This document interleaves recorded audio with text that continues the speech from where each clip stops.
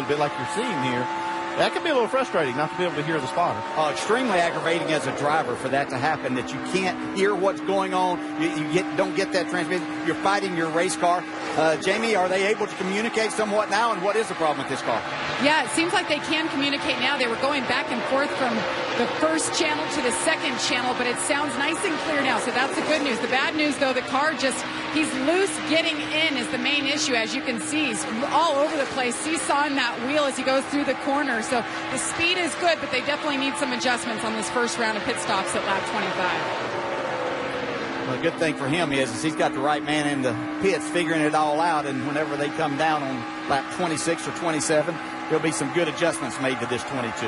And I bet it's none too soon for Ryan Blaney. He's fighting that thing. You can see that's got to be a little bit edgy. I mean, to try to drive a car at these speeds and basically turn the steering wheel to the right. New second place runner behind Kyle Busch. Shortly after he moved up to third, Kyle Larson has passed Brian Scott for second.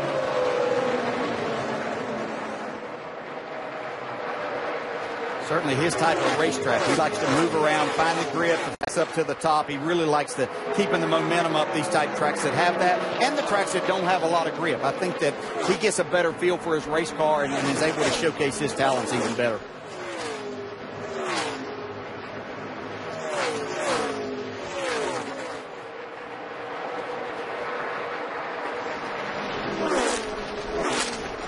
So it'll be after the leader and the bulk of the field completes the 25th lap. You'll see the caution flag, the way that NASCAR does it to make it work the best with their scoring system.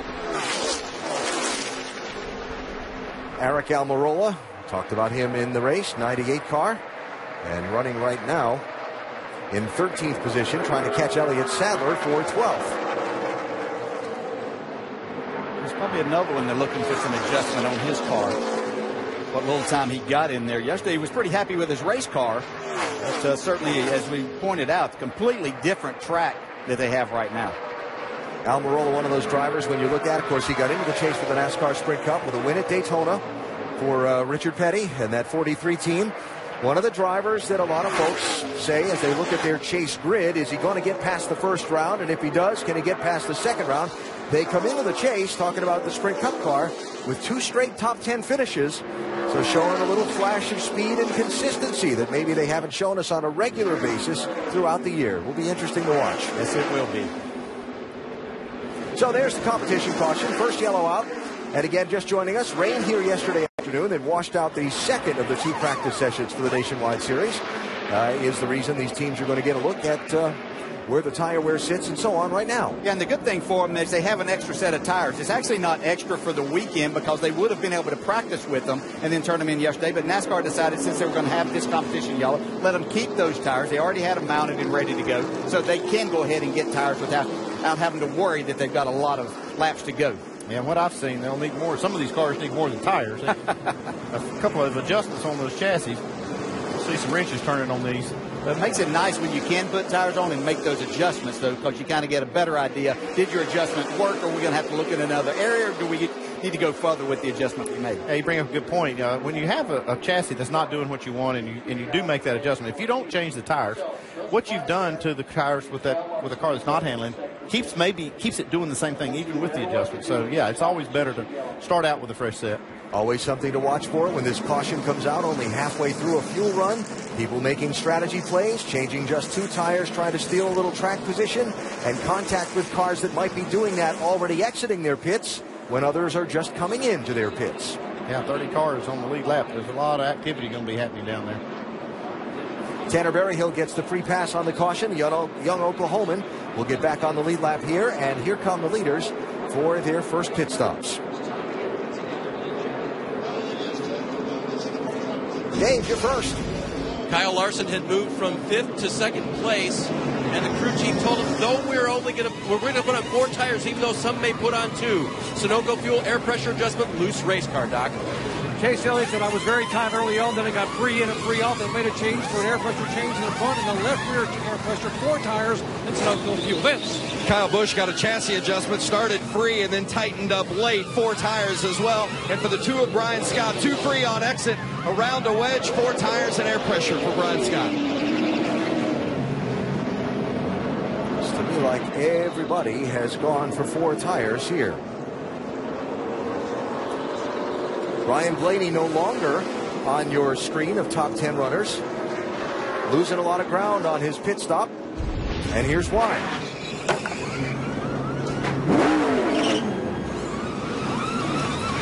Overshot it, had to back it up, and that cost him a little bit of extra time. .com/RaceBuddy has enhanced race action for you today, live from here at Chicagoland Speedway. Update from Dave. Crew Chief John Hansen on the 98 just gave Eric Almirola an air pressure adjustment for a car that was tight in traffic. That was interesting information for Crew Chief Trent Owens, who has his chase driver to worry about tomorrow. He's sitting on the box today just observing, and he told me that he really wants Eric to learn about the lines on the racetrack today, where he can run, especially in traffic. So much these days, practice takes place by yourself. Eric needs to experience today what the car will do and what it won't do in traffic, where to make his passes, and they can apply that tomorrow as we start the chase for the NASCAR Sprint Cup. AB? All right, Dave, thanks. Ryan Blaney, 5th to 13th from the slide through the pits. Elliott Sadler gained 6 positions on pit road with a great stop by the Joe Gibbs team, and they just added a lap to the caution, so we will redo the one to go here. So Elliott Sadler using Denny Hamlin's pit crew from tomorrow, and Denny Hamlin's racing and using the 20 pit crew that don't let. You followed that. Oh, yeah. You got all that? Yeah, very nicely. It's all in the family, though. And, of course, 4 of those 6 drivers doing double duty in the field are among the 16 in the chase for the NASCAR Sprint Cup.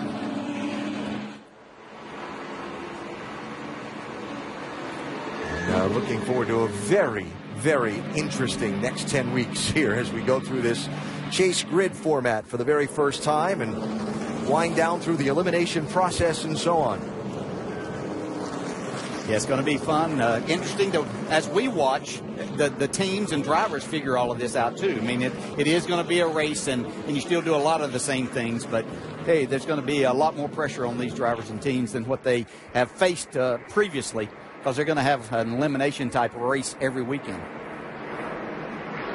Been kind of funny. I've been asked a few times this week by drivers and crew members and crew chiefs down in the garage, where's your grid? Show me your grid. How far you have us going? Interesting new little wrinkle for sure. See, Kyle Busch has chosen the outside for this restart. Look at your restart order here. Paul Menard with a nice move up on the pit stops to 4th place in there in that neon yellow car on the outside of row 2.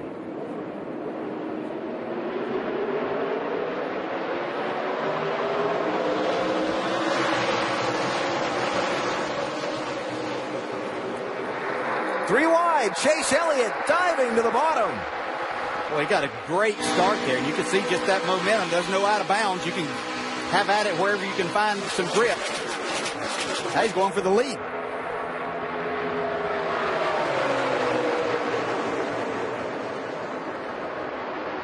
Next to you, right? Next to you.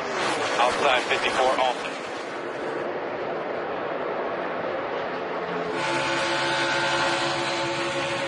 Led that lap by about a wheel's length. Got him a bonus point there. Looked like kind of what he had in his mind, too, that that's what he wanted to do. Felt like he had the run and the opportunity to make that happen right then. Looks like Kyle Larson trying to find a place to go. He's got a fast car, too. He does have a fast car. They were a little slow on their pit stop, but still worked out okay.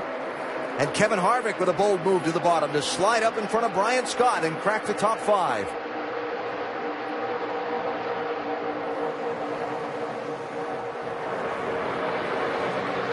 Denny Hamlin, 20. Elliott Sadler, 11. Ty Dillon, 3. And Ryan Blaney and Trevor Bayne, 22 and 6. Ryan Scott was a big loser on that restart. He went from the outside, the inside of the front row to 6th in one lap. When somebody puts you in that middle 3 wide situation, it's hard to be as aggressive as you need to be with the throttle getting down into that turn 1 and staying wide open and carrying the momentum you need off turn 2. Easy to lose 3 or 4 spots, which Brian did there.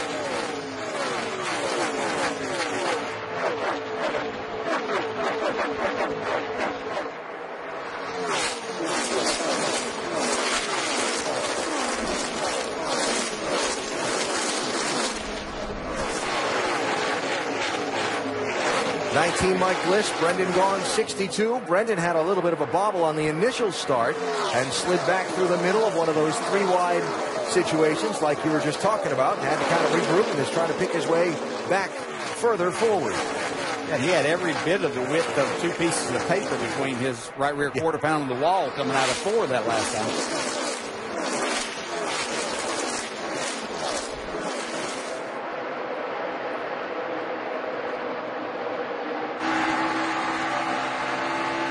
Elliott Sadler in that 11, trying to turn around what's been a very difficult stretch of races for him.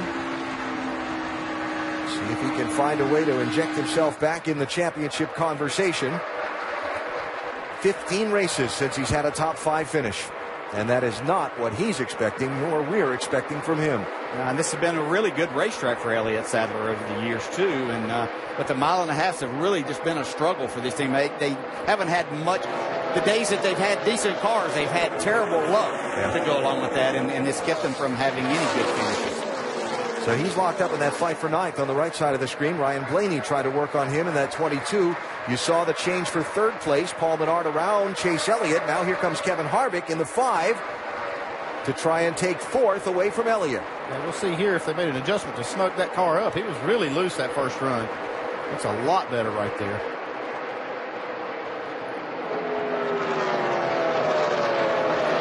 So can Harvick get up front and give Kyle Busch a run for the money. Kyle Larson trying to also. Still pretty early in the going at Chicagoland.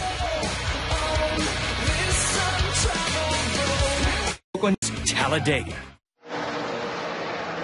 A little over 50 miles already in the books in the Jimmy John's Freaky Fast 300 Chicagoland Speedway, Joliet, Illinois, with Kyle Busch out in front of Kyle Larson, Kevin Harvick, Paul Menard, and Chase Elliott. Tonight, college football primetime presented by Hampton Hotels after their big win last week over Stanford. Number 9 Southern Cal travels east. Stop in Chestnut Hill to play Steve Adazio and the Boston College Eagles. Tonight, 8 Eastern on ESPN and live on Watch ESPN.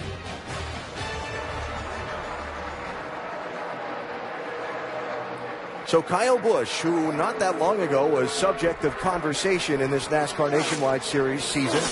Boy, it's been a while since he's won a race. Came out last Friday night at Richmond and led all 250 laps, and now is in early command here at Chicagoland with that much of a gap on Kyle Larson and now Kevin Harvick, who's gotten around Paul Menard and moved up to 3rd position. Harvick moved up the racetrack to see what he could get. He spent most of the time down to his bottom, but made a pass up there and has tried to continue to make that work. From 9th to 3rd in the early going for the 5, Jamie. And I talked to Ernie Cope, the crew chief for Kevin Harvick yesterday, and he said they were so happy in that only practice session they had. They hardly touched the car, put it away, and said, we can win with this thing. Well, when they unloaded today for the race, he was so loose, so they took a big swing at it. 33 looks to the inside, but they made a track bar adjustment, wedge on the left and right sides, and air pressure adjustment, and the 5 has come alive, Dave. Paul Menard was pretty happy with his car, Jamie. He said it's hitting the splitter, but it is turning. So if we could just work on getting the splitter out of the racetrack, that'd be great. They made a slight air pressure adjustment, and after restarting 4th, Paul's running pretty well. All right, Dave, thanks. And again, they've put a little distance on Chase Elliott, who's faded a bit back in 5th place after making that move on the restart to lead a lap on Kyle Busch. Well, you see Harvick, he's just searching around, trying to find somewhere on this racetrack he can find a little grip, and some place that maybe his car likes to be. Chase Elliott's got his mirror full right now of Denny Hamlin in this 20 car this weekend. Denny Hamlin starting back in 16th position in that 20 car. Drive Like You Mean It, brought to you by Carl's Jr. and Hardee's. Denny's moved up more than anyone in the race so far.